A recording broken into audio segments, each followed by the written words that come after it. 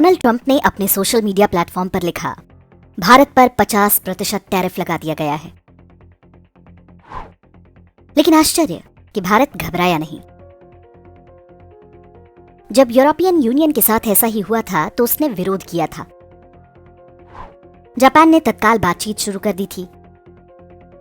चीन ने पलटवार करते हुए अमेरिकी सामानों पर शुल्क कई गुना कर दिया था। लेकिन भारत बिल्कुल शांत, कोई अफरा तफरी नहीं, रातों रात वॉशिंगटन जाने वाली कोई फ्लाइट नहीं, कोई आपातकालीन बैठकें नहीं। क्यों? नरेंद्र मोदी का अहंकार, अंधा राष्ट्रवाद, या कुछ और जो बहुत गहरा है और हमें दिखाई नहीं दे रहा? वास्तव में इसके पीछे है 1 दशक से भी पुरानी एक योजना। मई 2014, साउथ ब्लॉक, दिल्ली। नए प्रधानमंत्री के साथ पहली ब्रीफिंग। एक महत्वपूर्ण अधिकारी ने बोलना आरंभ किया, सर, अगर भारत को भविष्य में महाशक्ति बनना है तो अमेरिका का दबाव झेलने के लिए तैयार रहना होगा। ट्रेड, टेक्नोलॉजी, तेल, सब पर दबाव आएगा। हमारा असली दुश्मन चीन, अमेरिका या कोई देश नहीं। हमारा असली दुश्मन है अन्य देशों पर हमारी निर्भरता। व्यापार पर अधिक शुल्क, प्रतिबंध, डॉलर का दबाव, रक्षा सौदों की शर्तें और भी बहुत कुछ। कमरे में सन्नाटा छा गया। प्रधानमंत्री ने पूछा, हल क्या है? उत्तर मिला, अगले कुछ वर्षों तक किसी भी जोखिम से दूरी बनाना होगा, चुपचाप अपना दबदबा बनाना होगा। अमेरिकी विरोध नहीं बल्कि भारत पक्षीय नीति अपनाना होगा।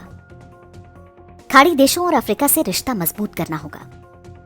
साथ साथ में बैकअप सिस्टम बनाना होगा। अपने आसपास के समुद्री क्षेत्रों पर नियंत्रण मजबूत करना होगा। हम विश्व का सबसे बड़ा बाजार हैं। अपनी जनसंख्या को कमजोरी नहीं बल्कि शक्ति की तरह प्रयोग करना होगा। योजना बन गई और अगले 10 साल तक चलती रही, कदम दर कदम। वर्ष 2014 में मेक इन इंडिया की शुरुआत हुई। 2015 में कतर के साथ गैस समझौता नए सिरे से किया गया ताकि ऊर्जा की उपलब्धता संकट न बने। 2016 में यूपीआई लॉन्च किया। पैसों की लेनदेन में विदेशी माध्यमों पर निर्भरता समाप्त। दूसरे देशों को यूपीआई प्लेटफॉर्म पर लाने का काम शुरू। 2017 में जीएसटी से एक देश एक बाजार का लक्ष्य पूरा किया। 2018 में ईरान पर अमेरिकी प्रतिबंध से सबक लिया। भारत को वित्तीय रूप से सुरक्षित बनाने की रणनीति पर तेजी से काम शुरू हो गया। 2019 में नई इलेक्ट्रॉनिक्स नीति लागू। अब केवल असेंबलिंग नहीं करना है, तैयार प्रोडक्ट और पार्ट्स भी बनाना है। 2020 में प्रोडक्शन लिंक्ड इंसेंटिव या पीएलआई योजना शुरू ताकि कंपनियां भारत में मैन्युफैक्चरिंग करें। लगभग 2 लाख करोड़ का निवेश आया। पहला राफेल लड़ाकू विमान भारत पहुंचा।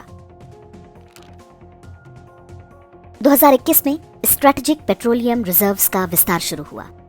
कोविड के लॉकडाउन में जब कच्चे तेल का दाम जमीन पर आ गया, भारत भर भर के सस्ता तेल खरीद रहा था।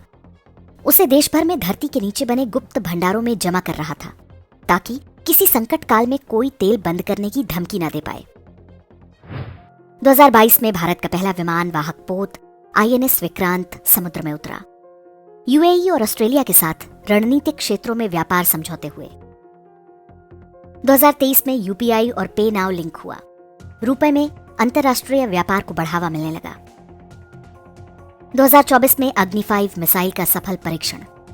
पूरा चीन भारत की पहुंच में आ चुका था। एक ऐसा देसी प्रक्षेपास्त्र जो किसी भी देश की एयर डिफेंस सिस्टम को भेज सकता है। इसी साल ईरान के साथ चाबहार पोर्ट डील पर हस्ताक्षर हुए। पाकिस्तान को बाईपास करके मध्य एशिया के बाजारों तक भारत की सीधी पहुंच बन चुकी थी। 2025 में भारत का सर्विसेज एक्सपोर्ट 387.5 अरब अमेरिकी डॉलर तक पहुंच गया। अमेरिका ने रूस से कच्चा तेल लेने पर भारत पर 50% टैरिफ लगा दिया। आरबीआई ने आयात के नियम थोड़े ढीले किए ताकि देसी उद्योग तत्काल किसी संकट में ना फंसे। भारत अपने बाजार को हथियार की तरह प्रयोग करने को तैयार हो चुका था। ये अहंकार नहीं था, ये वो कवच था जिसे भारत बिना किसी हड़बड़ी के बहुत आराम से चुपचाप अपनी 140 करोड़ जनता की रक्षा के लिए बना रहा था। 2013 में भारत की जीडीपी 1.86 ट्रिलियन अमेरिकी डॉलर थी। 2025 में भारत की जीडीपी 4.19 ट्रिलियन अमेरिकी डॉलर हो चुकी है। भारत विश्व की चौथी सबसे बड़ी अर्थव्यवस्था बन चुका है। पीपीपी या परचेजिंग पावर पैरिटी यानी क्रय शक्ति समता के हिसाब से भारत की जीडीपी 17.65 ट्रिलियन डॉलर है। यह अमेरिका और चीन के बाद तीसरे स्थान पर है। विकास दर 6 से 8% के बीच है, जो विश्व में सबसे अधिक है। वर्ष 2014 के बाद भारत में 300 बिलियन डॉलर का विदेशी निवेश आया, जिसमें से 81 बिलियन डॉलर अकेले 2025 में आया। गरीबों की संख्या पहले की तुलना में आधी हो चुकी है। अर्थव्यवस्था स्थिर है। निवेशकों का भरोसा लगातार बना हुआ है। ये यात्रा इतनी भी सरल नहीं थी। एक भारतीय के रूप में हम सब ने इस लक्ष्य तक पहुंचने की कुछ न कुछ कीमत अवश्य दी है। पेट्रोल डीजल समेत कई वस्तुओं और सेवाओं के लिए अधिक मूल्य चुकाना पड़ा, बहुत टैक्स देना पड़ा, लेकिन वो सब जिसके लिए था वो यही है। और अब अमेरिका परेशान है। बात डोनाल्ड ट्रंप की नहीं, कोई भी राष्ट्रपति होता वो इसी तरह व्यवहार करता।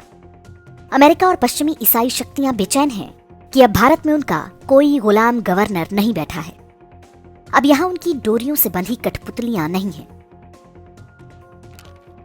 रही बात टैरिफ की, अब भारत एक योद्धा की तरह है, जिसके हाथों में शस्त्र और शरीर पर कवच है।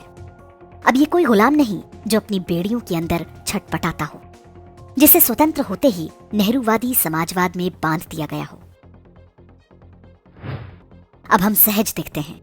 अब हम घुसपैठियों से अपनी धरती की रक्षा करते हैं, अपने समुद्रों की रखवाली करते हैं, चोरी से हमारे आसमान में घुसने वालों को धरती पर उतार देने की शक्ति रखते हैं। और हमारी आर्थिक शक्ति अब किसी औपनिवेशिक शक्ति द्वारा मिलने वाले दान की मोहताज नहीं। हां, मोदी को इस सब का श्रेय नहीं मिलेगा। उनकी आलोचना होगी, उनका उपहास किया जाएगा। लेकिन बीत चुका वो कालखंड, उस कालखंड के कष्ट, वो सब उस भट्ठी की अग्नि थी जिसमें तपकर हमारी हजारों वर्ष पुरानी सभ्यता और भी निखर कर सामने आई है। मोदी तो निमित्त मात्र थे। और अब प्रश्न ये है, जब भारत झुकता नहीं, जब प्रतिबंध असर करते नहीं, तो षड्यंत्रकारी शक्तियां क्या करेंगी?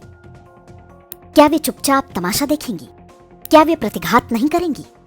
क्या वे हमें फिर से भ्रमित करने का प्रयास नहीं करेंगी? सोचिए और सतर्क रहिए। आने वाला समय और भी अधिक चुनौतियों वाला होगा।